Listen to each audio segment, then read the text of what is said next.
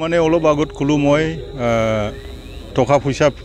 এনেকুৱা ফেলাব পৰা নাই মই টকা পইচা নাই যেটো অপজিশনৰ এমচিএলএ কিন্তু ভগৱানে মোক সহায় কৰিছে আৰু মোৰ যিমান ৰাইজ আছে মোক সহায় কৰিছে কমসে কম 2900 কাছাকাছি মই জিকিলো সাৰ্টিফিকেট পোৱা নাই সাৰ্টিফিকেট দিব তো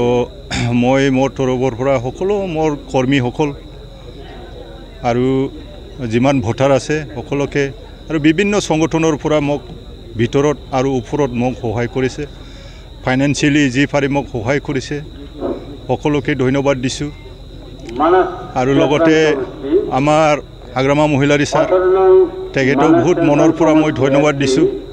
তো বাকি আমি যদি গভৰ্ণমেণ্ট কৰিব পাৰো তেনেহলে ৰাইজে যেনেকুৱা বিটিসি বাসী যেনেকুৱা বিচাৰিছে এনেকুৱা ভাল কাম কৰিবৰ কাৰণে মই চেষ্টা কৰিম আৰু আমাৰ হাগ্ৰামা সাৰে যদি গভৰ্ণমেণ্ট বনায় মোক ইএম দিব বুলি অলৰেডি সমষ্টি ডিক্লেয়াৰ কৰিছে ডিপাৰ্টমেণ্টও ডিক্লেয়াৰ কৰিছে সাম কি হয় এতিয়া কোনে কিমান জিকে পিছত হ'ব এইবিলাক তো মই সকলোকে ধন্যবাদ দি মোৰ যি নাকি আপোনালোকৰ ওচৰত চমুকৈ পিছত কৈ থাকিম এতিয়া ক'ব লগা একো নাই মইতো আগত 29 চনমান যাম 2900 এনেকুৱা যাব আগত যেনেকুৱা আছিলে 2020ত ঠিক তেনেকৈয়ে অলপ 100-200 কম বেছি 50-60টা এনেকুৱা কম বেছি হৈছে ইপিপিএল চৰকাৰ শক্তিশালী এজন কাৰ্যবাহী সদস্য আপোনাৰ লগত যুঁজ হৈছে এই ক্ষেত্ৰত আপোনাৰ যথেষ্ট মই অথনি ক'লো অলপ আগতে ক'লো তেখেতে বহুত পইচা ফেলাইছিলে এতিয়া পইচা কামত দিয়া নাই আৰু যেটো হি বাহিৰৰ হয় মই হল বিটিসি সৃষ্টি হোৱাত ৰাইজৰ লগত থাকি পেলাই আমাৰ 16 নম্বৰ নিসীমা সমষ্টিটো তেতিয়া মই এফচৰ প্ৰেসিডেন্ট আছিলো তেতিয়াই মই এইটো সমষ্টিটো মোৰ ৰাইজক লৈ পেলাই বনাইছো ফেৰেঙা ৰঞ্জিত বসুমাতাৰ তেখেতৰ একো ইয়াত অৰিহণা নাই তো ৰাইজে বুজিছে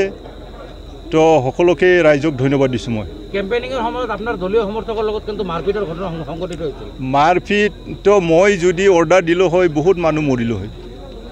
যেতিয়াই শুনিছো তেতিয়াই মই প্ৰশাসনৰ লগত মানে যোগাযোগ কৰিছো ডিসি এসপি ডাঙৰীয়া আমাৰ এসডিপিও ওসি ডাঙৰীয়া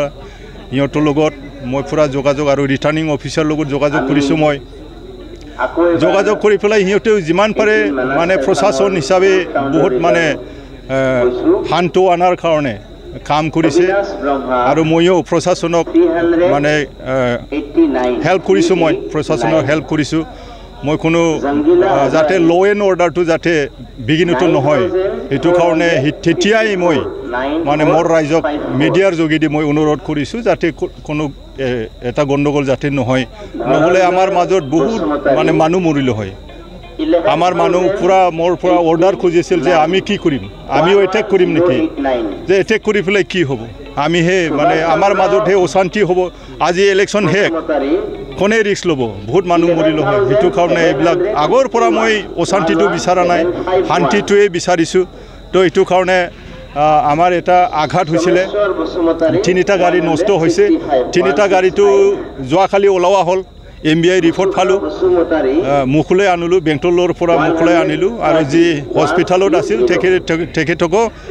মানে এতিয়া হস্পিটাল পৰা ৰিলিজ এতিয়া সুস্থ হৈ আছে যিকোনো খবৰৰ বাবে যোগাযোগ কৰক 7099017330 লগতে 7099017110 নম্বৰত